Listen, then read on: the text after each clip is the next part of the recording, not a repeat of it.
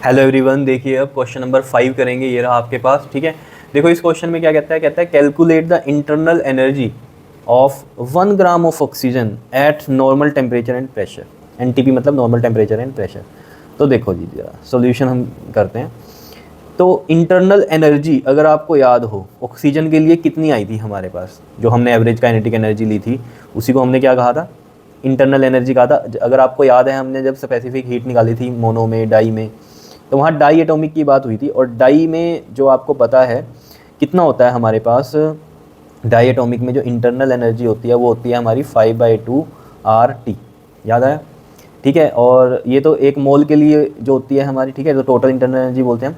वैसे क्या होती है वो 1 मॉलिक्यूल के लिए अगर हम बात करें तो 5/2 kBT होती है। इसको हम चेंज करते हैं जब उसमें मोल में, तो जब मोल में कन्वर्ट करके ही आया था, ये मैंने आपको बताया हुआ है वहाँ पर, आप देख लेना, ठीक है। तो ये था हमारे पास इंटरनल एनर्जी 1 मोल की है ये टोटल अगर हम बात करें, ठीक है।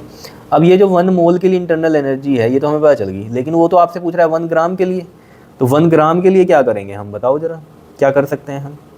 देखो अगर हम 1 ग्राम की यहाँ पर बात कर रहे हैं तो देखो, अगर हम यहाँ पर देखें 1 ग्राम के लिए, तो जो ये इंटरनल एनर्जी 1 मोल की है ना, 1 मोल के लिए अगर हम कह रहे हैं वो कितनी है 5/2 RT। अब याद रखना, ध्यान देना, 1 मोल में इतनी एनर्जी है। 1 मोल कितने ग्राम के बराबर होता है, उसके मोलिकुलर मास के बराबर होती है, ठीक है। 1 मोल में क्या होता है, 1 मोल को हम कितने ग्राम में लेते हैं, मोलिकुलर मास में। तो मोलिकुलर मास ऑक्सीजन का क्या होता है हमारा 32 ग्राम होता है। तो 32 ग्राम में इतनी हो गई 5/2 RT। तो अगर 32 ग्राम में इतनी है तो 1 ग्राम में कितनी होगी ये बताओ, डिवाइड कर देंगे 5/2 RT अपॉन में 32। और मैं इसको डायरेक्ट भी कर सकता था कि अगर हमें 1 ग्राम के लिए निकालनी है तो जो इंटरनल एनर्जी है, इंटरनल एनर्जी फॉर 1 ग्राम, तो मैं क्या लिखता यहाँ पर, इंटरनल एनर्जी जो है हमारी टोटल वाली वो अपॉन में मोलिकुलर मास।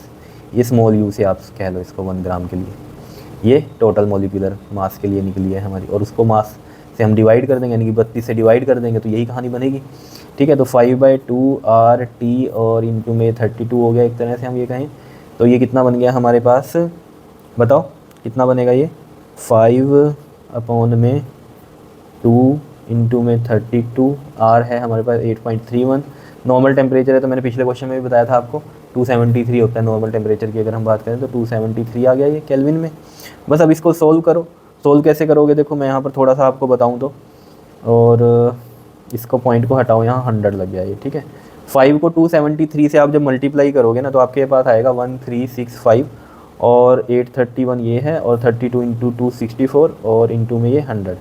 तो इसको आप जब मल्टीप्लाई करोगे ना तो यहाँ पर आपके पास आ जाएगा ये, मल्टीप्लाई करने के बाद 1134,315 अपॉन में 64 इंटू में 100। उसके बाद आप क्या करोगे, 64 से इसको डिवाइड करो तो ये कितना बनेगा आपके पास 17723.6 और अपॉन में 100 है ये, ठीक है। तो फिर इसको 100 को हटाओगे तो ये पॉइंट इधर शिफ्ट होगा, पता है ना ये चीज़ तो, ठीक है।